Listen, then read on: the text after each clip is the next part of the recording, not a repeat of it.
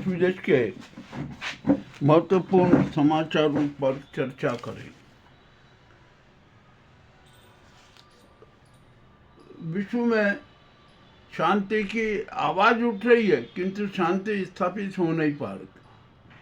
अब चीन है ना, ताइवान को हड़पने के लिए एक पांव पर खड़ा हो गया है, उसकी सीमाओं का उल्लंघन कर रहा है और किसी भी समय जल और थल से और वायु तीनों तरफ से वो हमला कर सकता है।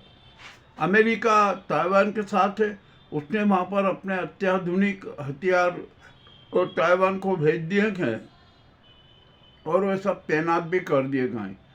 तो इसी के साथ साथ अमेरिका ने जापान और ऑस्ट्रेलिया से भी पूछा है कि यदि ताइवान से युद्ध हुआ तो आप किसका साथ देंगे।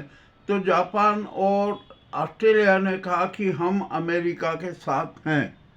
ये पूरा मामला कंप्लीट हो गया। अब देखते हैं किस समय कौन सी घटना घटित होती है। चलिए, भारत और रूस के बीच आज 10 समझौते पर हस्ताक्षर हो गए, 10 हो गए। बड़े अच्छी बात रही। भारत और रूस की दोस्ती कोई आज नई नहीं है। भारत और रूस के बीच में सहयोग लंबे समय से चला आ रहा है और यह दोस्ती करीबन 60 साल पुरानी है और रूस ने कभी धोखा नहीं दिया, यह भी तय है। और अच्छी बात है कि भारत और रूस एक अच्छे दोस्त के रूप में काम कर रहे हैं। अब यहाँ पर हम आते हैं एक बड़ी विचित्र बात कि ट्रंप ने भारत पर 25% का टैक्स लगाई दिया, वो कोई कम नहीं होना। तो हो सकता है कि पुतिन और मोदी की और भारत ने रूस की जो बैठकें हुई, जो समझौते हुए ना, उससे ट्रंप बौखलाए हुए हैं, वे लड़खड़ाए हुए हैं। अब देखते हैं क्या होता है। अब यहाँ पर रूस ने भारत के साथ 10 समझौते पर हस्ताक्षर कर लिए, किंतु उसके साथ 2 बड़ी शर्त भी रख दी। रूस ने की तरफ से कहा गया है कि भारत को 100 ट्रिलियन का व्यापार करना चाहिए, जरूरी है, किसी भी हालत में करना चाहिए, वो होगा। अब क्या है कि जो रूस के जो रक्षा उपकरण है वो खरीद लेंगे और आयात भी बढ़ाने का करेंगे, परंतु जिसकी संभावना कम है। चलिए, अब दूसरा एक मुद्दा है कि रूस ने जो उसके अत्याधुनिक जेट 57 है ना, लड़ाकू विमान 57, उसके बारे में कहा कि भारत वो लड़ाकू विमान रूस से खरीदे। देखते हैं, खरीदेगा नहीं। अब तो खरीदी की शर्त क्या होगी, कैसे क्या होगी, क्या डील होगी, इसके बारे में अभी कुछ भी स्पष्ट नहीं है। यह मामला विचाराधीन है। भारत भी विचार करेगा कि रूस का यह प्रस्ताव स्वीकार किया जाए या नहीं। चलिए, अब पुतिन है ना, बहुत शानदार तरीके से आज इन गोडसेवादियों को धो गए। उन्होंने धो दिया गोडसेवादी को। पुतिन राजघाट पर पहुंचे तो वहाँ पर ये था कि हो सकता था कि वो गोडसे की समाधि पर ले जाते, किंतु नहीं। पुतिन है ना, राजघाट में महात्मा गांधी की समाधि पर गए, वहाँ पर श्रद्धा सुमन अर्पित किए और उन्होंने स्पष्ट कहा कि गांधी जी जैसा व्यक्ति विश्व शांति का संदेश देता रहा है। हम उनके शांति संदेश को मूर्त रूप देना चाहते हैं। हम उनके चरणों में श्रद्धा सुमन अर्पित करते हैं। ये पुतिन ने एक बहुत बड़ा अच्छा काम किया। अब देखते हैं कि यहाँ पर जो गोडसेवादी है ना, उन पर क्या बीतेगी, अभी तो कुछ कह नहीं सकती। अब मामला अभी तो आया है।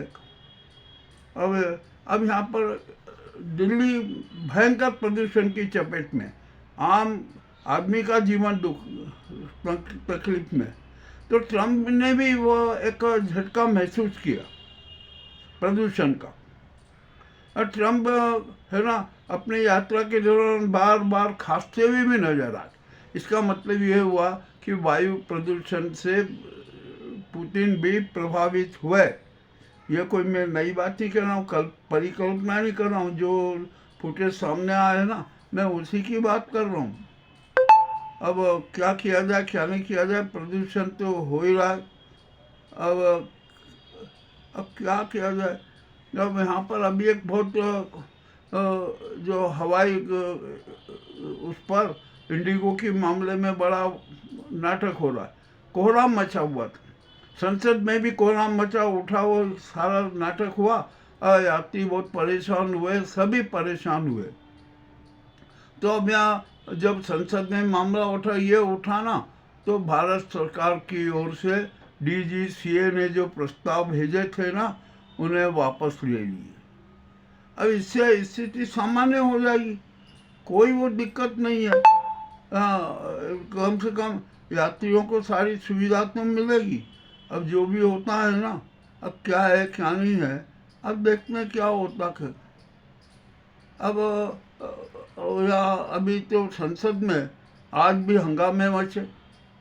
यह हंगामे तो अब रोजाना होते ही रहेंगे, क्योंकि जो ये नाजी सरकार है ना, उसका तो लक्ष्य है कि किसी भी रूप में संसद सत्र में हंगामे होते रहे और संसद बाधित होती रहे। यह मामला भी अपने आप में बड़ा विचित्र है। अब देखते हैं कि क्या होगा क्या नहीं होगा। ज्ञानेश कुमार तो बड़े संकट में है, इसमें तो कोई शंका नहीं है, और वे शायद संकट से बच भी नहीं सकते, उन पर बड़ी से बड़ी कार्रवाई होगी। अब चुनाव आयोग ने, ये ज्ञानेश कुमार ने, बहुत बड़े ज्ञान कुमार, इन्होंने एक बहुत बड़ा खेला कर दिया। बिहार चुनाव के 243 विधानसभाओं के फुटेज मांगे गए एक RTI एप्लीकेशन के द्वारा। RTI भी 2 पेज का चुनाव आयोग ने दिया, परंतु मज़ेदार ये कि चुनाव आयोग ने RTI का वो आवेदन महाराष्ट्र को चुनाव आयोग को भेज दिया। अरे भैया, चुनाव बिहार की मांगी गई है, और चुनाव आयोग के पास में, दिल्ली के पास में सारे फुटेज ने वो सुरक्षित रहते हैं, तो आपने वो आवेदन महाराष्ट्र को भेज दिया। ये भी एक बड़ा विचित्र खेल है। मामला अति रोचक है। इस मामले में जरा ध्यान देना पड़ेगा कि आखिर क्या ये नाटक हो रहा, किस प्रकार का चल रहा। और महाराष्ट्र के निकाय चुनाव में भी जो गड़बड़ियाँ हुई है ना, वो भी सब उजागर हो गई है। हमने समाचार भी पहले चला दिया था। अब जांच के बाद ही चुनाव परिणाम घोषित होंगे। अब क्या नहीं होगा क्या नहीं होगा, अब देखते हैं क्या होगा। अब यहाँ पर PMO कार्यालय में बड़ा हंगामा मच गया, त्याग पत्र जारी हो गए, और अभी तक जो सूचना आ रही है ना, 6 अफसर, PMO के 6 अफसर त्याग पत्र देंगे, उन्हें हटा दिया जाएगा। कुछ इन्हें बहुत बड़ा कहीं ना कहीं छात्र घोटाला हुआ था। और सबसे ज़्यादा चर्चा में है हिरेन जोशी, जो भाजपा के खाते मोदी जी के 20 साल से सहयोगी रहे। उनको त्याग पत्र देना पड़ा, क्या कारण था? एक न जाने कितने कितने कारण सामने आए हैं। एक बेटिंग ऐप का मामला आया है, और भी न जाने कितने कितने मामले आए हैं। अब देखते हैं क्या होता है क्या नहीं होता है। और इसी तरीके से जो कानून मंत्रालय के में जो जैन थे ना, उन्होंने भी त्याग पत्र दे दिया। प्रसार भारती के नवनीत सहगल भी को भी त्याग पत्र देना पड़ा। आखिरकार ये हो क्या रहा है? कौन सा ऐसा खेला हुआ PMO में कि जिसके कारण इनको त्याग पत्र देना पड़ा, इनको बदलना पड़ा? मामला तो बड़ा रोचक है, जांच का भी विषय है। अब देखते हैं क्या क्या होता है, क्या क्या रहस्य सामने आएंगे। अब ये भी सब उजागर होने का है। अब मौसम बदल रहा है, शीतलहर चल रही है। कश्मीर में भी माइनस तापमान हो गया, पहाड़ी क्षेत्रों में बर्फबारी हो रही है, तो पूरे देश में एक शीतलहर का माहौल है। अभी अभी जैसा समाचार आया कि कुछ प्रदेशों में वर्षा भी हो रही है, जो उससे भी मौसम प्रभावित होता है, और शीतलहर भी चल रही है। अब क्या कर सकते हैं, जो भी होता है ना, जनता को तो सब कुछ सहन करना पड़ेगा। प्रकृति के आगे हमारी नहीं चलती है, हमें प्रकृति के साथ समझौता करके चलना पड़ेगा। अब यहाँ पर एक सवाल आया बहुत बड़ा बिहार का 65 लाख जो वैध मतदाता हैं, भारतीय लोग हैं, भारतीय नागरिक हैं, उनको उनके मताधिकार की हत्या की गई। इसी SIR के तहत की हो रही है। ज्ञानेश कुमार की गैंग ने की। इनके निर्देशक भी मोदी और अमित शाह ही रहे। अब तो उलझ में फंस गए। अब आखिरकार सवाल ये नहीं होता, सवाल ये उठता है कि 65 लाख मतदाताओं को सामाजिक न्याय कौन देगा, संवैधानिक न्याय कौन देगा। और मान लीजिए इन्हों की फर्जीपन के कारण बिहार में चुनाव हुए, मतदान हुए, परिणाम घोषित हो गए, सरकार भी बन गई, मंत्रिमंडल भी बन गया और उसके कुकृत्य भी शुरू हो गए, तो आखिरकार ये चुनाव वैध कैसे माना जाएगा। हमने तो पहले ही कहा था कि ये चुनाव अवैध है,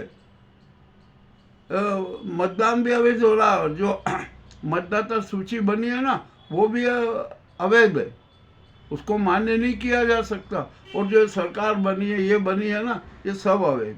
तो यहाँ पर बिहार में सब ये सरकार को खत्म कर दिया जाए, भंग कर दिया जाए, विधानसभा को अवैध घोषित कर दिया जाए और बिहार में राष्ट्रपति शासन लगा दिया जाए। ये बहुत बहुत ज़रूरी है। अब हमारे यहाँ पुतिन का बहुत शानदार स्वागत हो रहा है। अतिथि हैं, अतिथि देवो भव, स्वागत होना ही चाहिए। परंतु इसी के साथ साथ इस मोदी गैंग ने अपना पूर्वाग्रही स्वरूप बता दिया। राहुल गांधी विपक्ष के नेता हैं और हमेशा जो भी विदेशी मेहमान आया है उससे विपक्ष का नेता की मुलाकात होती ही है और होती रही है। किसी के भी समय में ये परंपरा को तोड़ा नहीं गया, परंतु मोदी ने ये परंपरा तोड़ दी। राहुल गांधी को पुतिन से मिलना था और मिलने देना था, इसमें हर्ष क्या था। तो मोदी को डर काहे का। अरे कोई राहुल गांधी को तख्ता पलट रहे हैं क्या, या वो देशद्रोही है या आतंकवादी गतिविधि कर रहे हैं। पुतिन से मिलेंगे, उनका स्वागत करेंगे तो ये विपक्ष की तरफ से स्वागत होता, किंतु नहीं। इस गुजराती गैंग और सरकार ने कहा कि अरे राहुल गांधी को कैसे हाईलाइट हो जाए।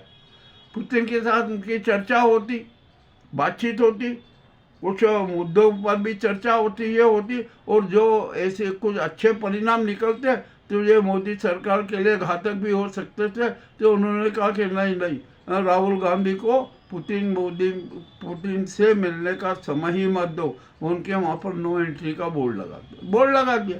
क्या हो गया, इससे हो क्या गया। अब पुतिन के दिमाग में भी एक ये सवाल तो उठ गया, ये तो प्रश्न खड़ा हो गया कि नेता प्रतिपक्ष से मुझे क्यों नहीं मिलने दिया गया। अब यहाँ तो बोलेंगे नहीं, जब पुतिन रूस जाएंगे और वहाँ की जब प्रेस से मिलेंगे और प्रेस में अपना जब विवरण देंगे ना, उस समय हो सकता है कि कोई राज खोले और हो सकता है कि माफ़ी भी मांग ले राहुल गांधी से कि उनके साथ जो व्यवहार किया गया उसके लिए हम क्षमा याचना करते हैं। ये भी कर सकते हैं, अब पुतिन भी कर सकते हैं, कोई बड़ी बात नहीं है, ये तो हो सकता है ना। तो यहाँ पर नाजी सरकार, इस मोदी सरकार की पोल भी खुल गई। अब जो भी हो रहा है ना, सब अच्छा हो रहा है। देखते हैं क्या क्या होता है। जो आज के ये कुछ प्रमुख समाचार हमने आपको प्रस्तुत किए, आपको कैसे लगे। ये सब समाचार वास्तव में एक घटना पर आधारित समाचार हैं, कोई परिकल्पना नहीं है, कोई पूर्वाग्रह नहीं है। आपको ये समाचार कैसे लगे हमें अवश्य बताएं। बहुत बहुत धन्यवाद।